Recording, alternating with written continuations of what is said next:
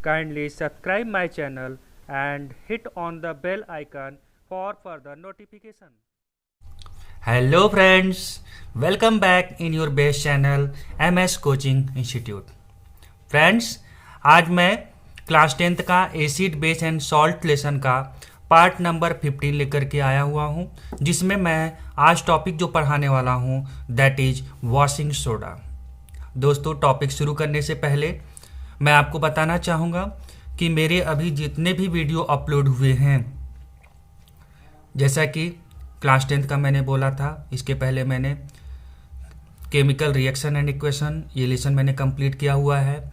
Light lesson जिसमें reflection और refraction दोनों मैंने कंप्लीट कर दिया हुआ है, और अभी मैं एसिड बेस एंड सॉल्ट्स पढ़ा रहा हूँ। तो इन सभी के जो रिटेन नोट्स हैं, अगर वो आपको चाहिए PDF के तौर पर, तो आप हमारे वेबसाइट दैट इज www.msci.india.in पर जाकर के विजिट करें, और वहाँ पर आप स्टडी मटेरियल के पार्ट में जाएंगे और अपने क्लास को सेलेक्ट करके वहाँ पर आप 9th से लेकर के 12th क्लास के साइंस और मैथ्स के आप हमारे नोट्स को जो भी अवेलेबल है उसे आप PDF के तौर पर डाउनलोड कर सकते हैं दोस्तों।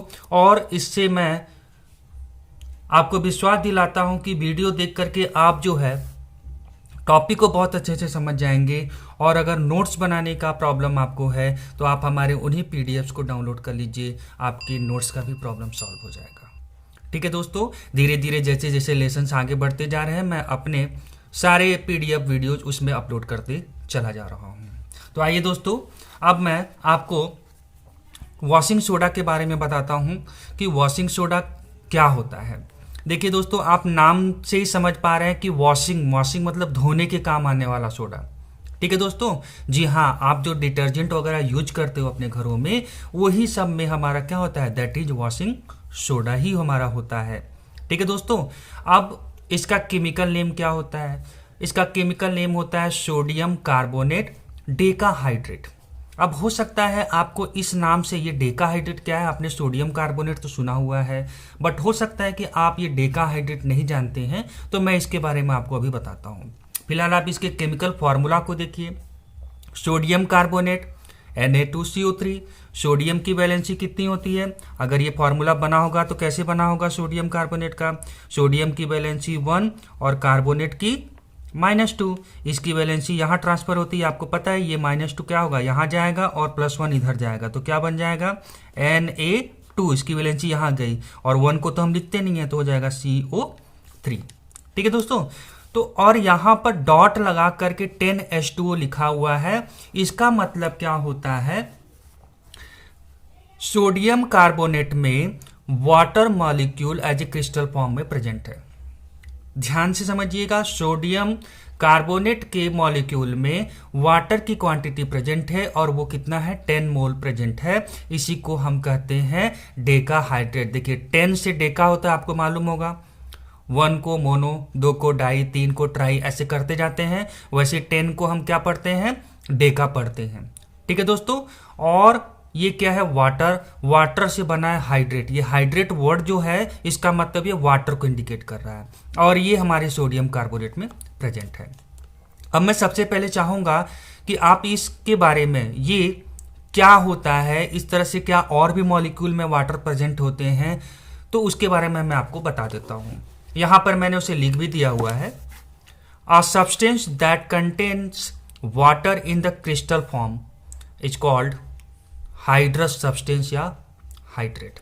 अगर किसी भी सब्सटेंस में, जैसे यहीं पर आप देख रहे हैं सोडियम कार्बोनेट में, अगर ये वाटर कंटेन करता है, इनकी क्रिस्टल फॉर्म में वाटर प्रेजेंट होता है, ठीक है। अब हो सकता है किसी में 5 मोल हो, किसी में 2 मोल हो, किसी में 10 मोल, जैसे इसके अकॉर्डिंग सोडियम कार्बोनेट में 10 मोल है। ऐसे अलग अलग कंपाउंड बनाते समय अलग अलग मोल में नंबर ऑफ वाटर का रिक्वायरमेंट होता है। ठीक है दोस्तों, तो अगर वाटर प्रेजेंट है तो हम उस सब्सटेंस को बोलेंगे ये हाइड्रस है। हाइड्रस मतलब वाटर से, या हाइड्रेट है, हाइड्रेट मतलब वाटर होता है। ठीक है दोस्तों, इसी वजह से यहां पर सोडियम कार्बोनेट इसका नाम है ही। साथ में यहां 10 को मैंने क्या बोला, इस 10 को ही हम क्या कहते हैं, डेका। ठीक है। और ये वाटर मैंने क्या बोला, हाइड्रेट, अभी अभी मैंने बताया हाइड्रेट कहते क्योंकि वाटर प्रेजेंट है, इसीलिए मैंने इसको डेकाहाइड्रेट कहा। अगर किसी मॉलिक्यूल में 5 मोल हमारा वाटर है तो आप क्या बोलोगे, पेंटाहाइड्रेट बोलेंगे। 3 है तो ट्राईहाइड्रेट बोलेंगे, ऐसे अलग अलग चलता रहता है। अब when this water expel out, अगर आप चाहते हो कि इसमें से जैसे सोडियम कार्बोनेट है, इसमें से वाटर को आप हटाना चाहते हैं, सिंपल से चीजें आप हीट कर दीजिए, सबसे बेस्ट ऑप्शन है। वेपराइज होकर के वाटर क्या हो जाएगा, निकल जाएगा इसमें से।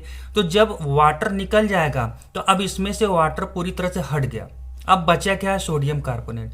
तो जब किसी भी मॉलिक्यूल या सब्सटेंस में वाटर नहीं रह जाता है तो उसे हम एनहाइड्रस कहते हैं, या उसी को क्या कहते हैं, एनहाइड्रेट। एन मतलब अपोजिट ऑफ द स्टेटमेंट।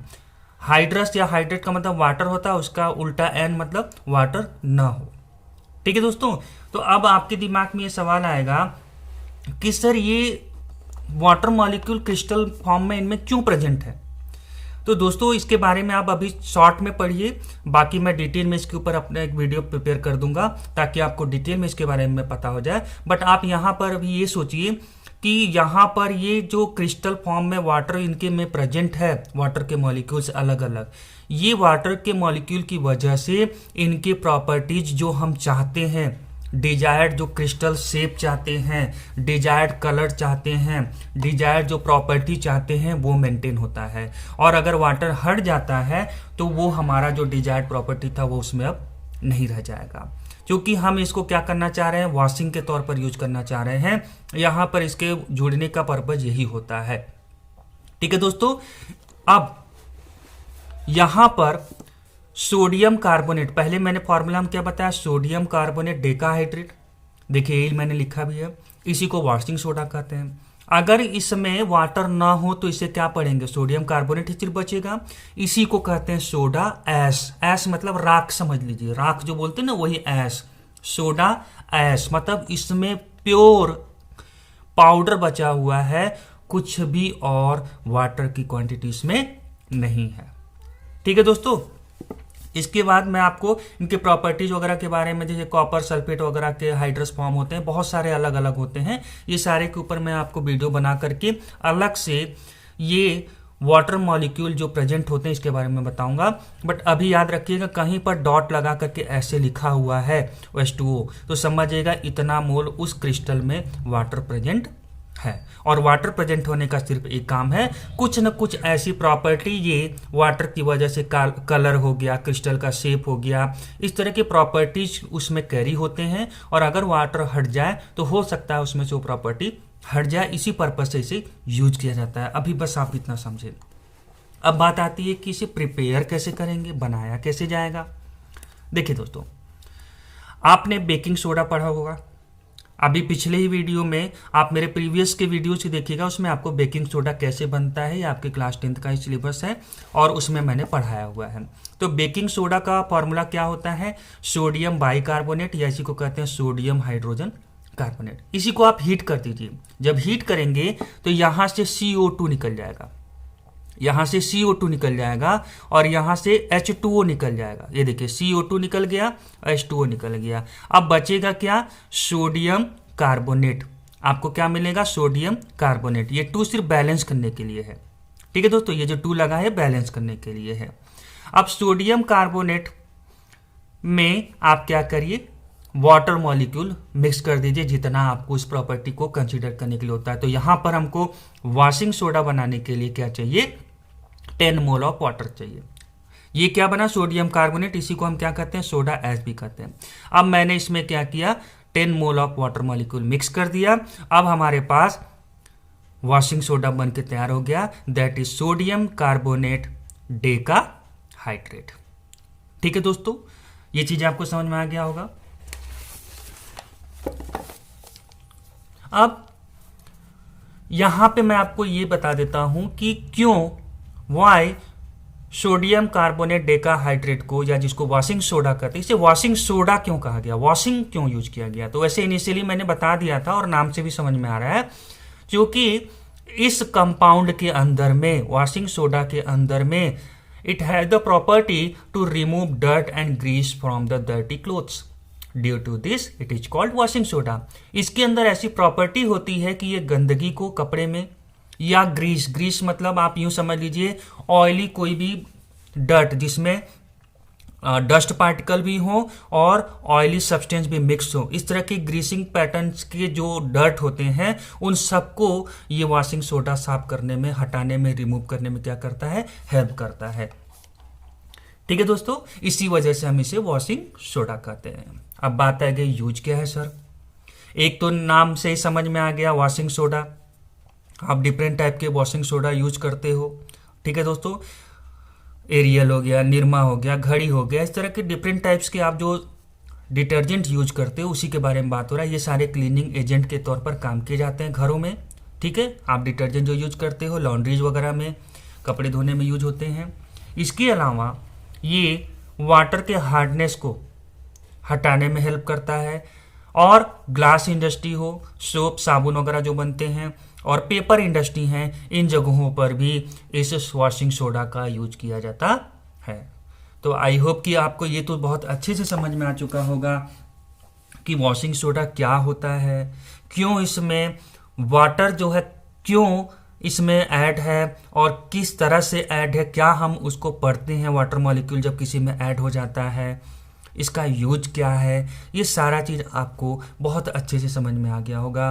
बाकी मैं इसके लिए अलग से एक वीडियो बनाऊंगा जिसमें मैं क्रिस्टल फॉर्म के ऊपर में जो अलग से वाटर के क्रिस्टल्स होते हैं वो मैं आपको अलग से एक्सप्लेन कर दूंगा।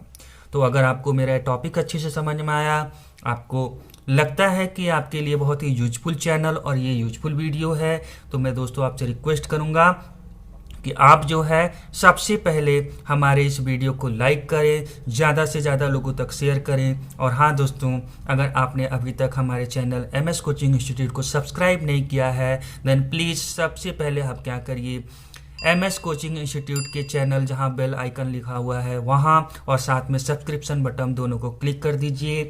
Thank you so much for watching this video and have a nice day.